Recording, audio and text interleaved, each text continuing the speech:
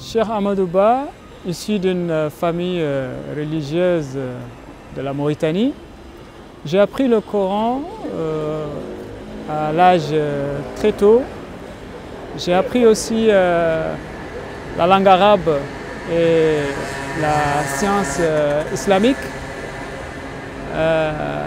L'imama chez nous, au sein de la maison, c'est quelque chose qui passe de père en fils. Donc lorsque je suis venu ici en France, j'ai intégré tout de suite les lieux du culte musulman. Donc j'ai intégré la mosquée, la grande mosquée de Cergy. J'étais membre fondateur ou ceux qui ont construit la grande mosquée de Cergy. Et après j'ai aussi intégré la FAYACA, Fédération française des associations islamiques des Comores et d'Afrique des Comores et des Antilles, et dont le fondateur, Cheikh Moussa Touré, rahmatullahi alayhi, est mon père spirituel. Donc, et aujourd'hui, je suis le président du Conseil national des imams.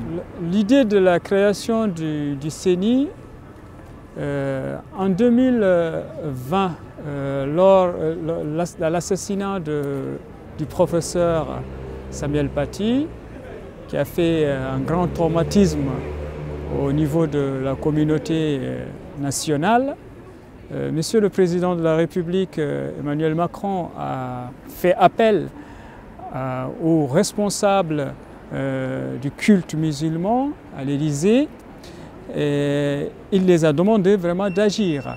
Donc, et c'est là qu'il y a eu l'idée de signature, d'écrire la charte des principes de l'islam de France. La charte a donné naissance à la création de CENI. Donc le Conseil national des imams, c'est une idée des responsables musulmans. Et le travail de la création de CENI nous a pris quand même 8 mois. Donc il y a eu des imams de tous les 4 coins de la France, les théologiens, les mourchidates. Donc les mourchidates, c'est des femmes religieuses qui sont des théologiennes, qui ont apporté vraiment leur soutien.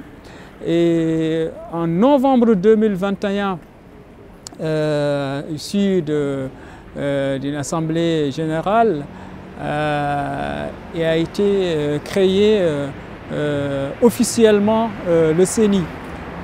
Comme vous le savez, le Conseil national des imams, c'est une association du loi 1905,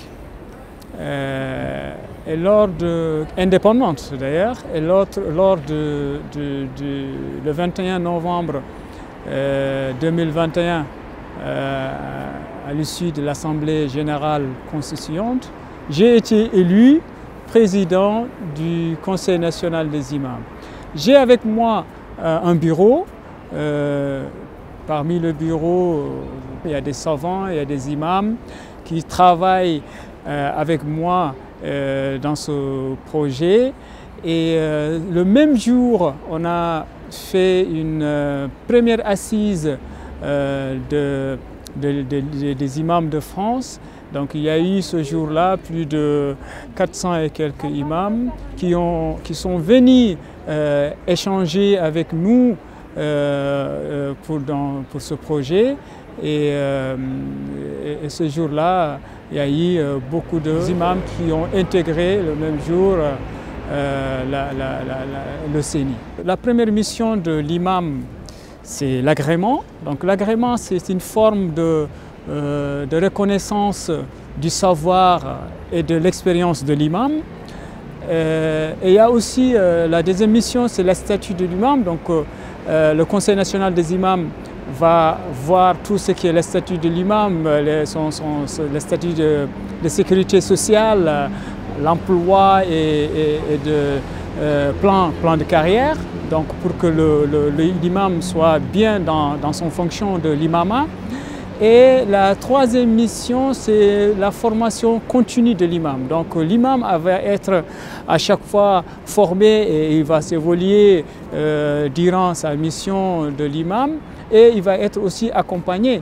Il va être accompagné aussi non seulement sur son fonction, et il va être accompagné aussi dans ses difficultés qu'il raconte au sein de sa mosquée ou bien au sein de la communauté. Alors, le Conseil national des imams et ces imams conférenciers ont le rôle de donner leur avis sur toutes les questions que la société pose. Donc, notamment sur les questions difficiles, des questions qui abordent certaines choses sensibles, mais eux, ils sont capables, ils ont le savoir de répondre à la société ces genres de questions. Finalement, le Conseil national des imams, c'est mettre l'imam au cœur de l'avenir de l'islam, éclairé et adapté aux réalités de la société, de notre société. Il donnera des droits, mais aussi des devoirs aux imams. Le CNI, le Conseil national des imams, est ouvert à toutes les meilleures volontés. J'invite ici les imams à nous rejoindre.